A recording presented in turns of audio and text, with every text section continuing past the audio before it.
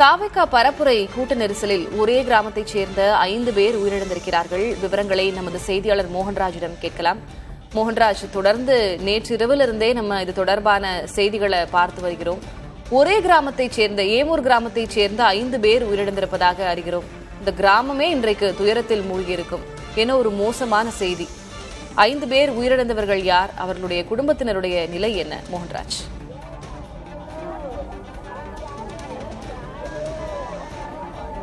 பிரியதர்ஷினி, இங்கே கேட்கக்கூடிய இந்த அழுகுரலை நம்ம ஒளிப்பதிவாளர் சதீஷ் காட்சிப்படுத்திக் கொண்டிருக்கிறார். அதாவது இன்று காலை முதற்கொண்டே இந்த உடல்கள் உறவினர்கள் ஒப்படைக்கப்பட்ட பிறகு இன்று காலை முதற்கொண்டு இது போன்ற ஒரு மரண ஓலம்தான் இந்த பகுதியில் கேட்டுக்கொண்டிருக்கிறது. கரூர் விஜய் பரப்புரை கூட்டத்துக்கு சென்றவர்கள், அதாவது ஒரு புகைப்படத்தை பார்க்க முடிந்தது. ஒன்றாக இங்கிருந்து ஒரு சரக்கு ஆட்டோ ஒன்றில் மிகுந்த உற்சாகத்தோடு விஜயை காணும் ஆர்வத்தோடு இங்கிருந்து புறப்பட்டு சென்றார்கள். அதில் 2 பேர், அந்த கூட்டத்தில் இருந்த 2 பேர், பிரியதர்ஷினி மற்றும் அருக்காணி ஆகிய 2 பேர் அந்த புகைப்படத்தில் இருக்கிறார்கள். இது தவிர பிரியதர்ஷினியின் மகள் தரணிகா, அதே போல மேலும் பிரதீப் என்ற ஒரு 10 வயது சிறுவன் உயிரிழந்திருக்கிறார். இப்படியாக இந்த பகுதியில் சந்திரா என்ற இன்னொரு பெண்மணி, மொத்தமாக இந்த பகுதியில் மட்டும் 5 பேர் உயிரிழந்திருக்கிறார்கள். இதில் 3 பேரது உடல்கள் அவர்களது குடும்பத்தினரிடம் ஒப்படைக்கப்பட்டு தற்பொழுது ஏமூர் பகுதியில் இருக்கக்கூடிய புதூர் இடுகாட்டில் தகனம் செய்யக்கூடிய காட்சிகளும் பார்க்க முடிகிறது. இறுதிச் சடங்குகள் இங்கே சற்று நேரத்துக்கு முன்பாக நடைபெற்று தற்பொழுது 3 சடலமும் ஒரே இடத்தில் தகனம் செய்யப்படக்கூடிய ஒரு நிலையும் பார்த்து இங்கு இருக்கக்கூடிய மக்கள் கதறி அழக்கூடிய ஒரு நிலையை நம்மால் பார்க்க முடிகிறது. அதாவது ஒட்டுமொத்தமாக தமிழகம் முழுவதுமே எதிரொலிக்கக்கூடிய குரலாகத்தான் இந்த குரலை கேட்க முடிகிறது அப்படின்னே சொல்லலாம்.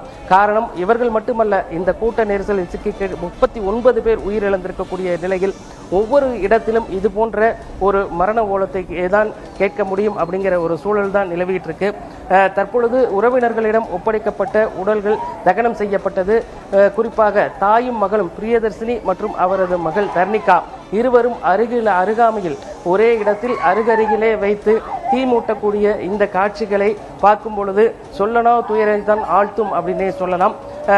அதாவது நேற்று வரை உற்சாகமாக வீட்டில் இருந்த தாயும் மகளும் இன்று மயானத்தில் தீக்கு இரையாகி கொண்டிருக்கக்கூடிய இந்த காட்சிகள் மிகுந்த வேதனையை ஏற்படுத்தக்கூடியதாக இருக்கிறது. நேற்று காலை உற்சாகத்தோடு இங்கிருந்து விஜயை காண வேண்டும் என்று புறப்பட்டவர்கள் இன்று நிரந்தர உறக்கத்திற்கு சென்றிருக்கிறார்கள் அப்படிங்கிற ஒரு வேதனை தான் பலரும் இந்த பகுதியில் பதிவு செஞ்சுக்கிட்டு இருக்காங்க.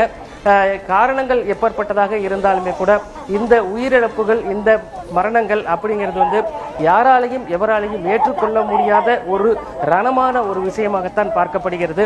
தலைவர்கள் ஒரு பக்கம் இரங்கல் தெரிவித்து ஆறுதல்களை தெரிவித்து இருக்கக்கூடிய சூழ்நிலையில இது போன்ற உயிரிழந்தவர்கள் இந்த பகுதிக்கு அடுத்தடுத்து உறவினர்கள் கதறி எழக்கூடிய காட்சிகளும் நிகழ்ந்துகிட்டு தான் இருக்கு. 3 பேரது உடல்கள் இந்த மயானத்தில், புதூர் மயானத்தில் தற்பொழுது தகனம் செய்யப்பட்டிருக்கிறது. மீதமுள்ள 2 பேர் கரூரில் இருக்கக்கூடிய மின் மயானத்தில் இறுதிச் சடங்கு செய்து தகனம் செய்வதற்காக எடுத்துச் செல்லப்பட்டிருப்பதாக இங்கு இருக்கக்கூடிய மக்கள் தெரிவிக்கிறார்கள். பிரியதர்ஷினி,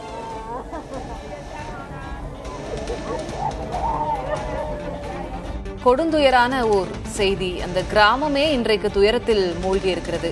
ஆசையாக தங்களது அரசியல் தலைவரை பார்க்கலாம் என்று சென்றவர்கள் இன்றைக்கு திரும்பி வர இயலாத ஒரு தூரத்திற்கு சென்று விட்டிருக்கிறார்கள்.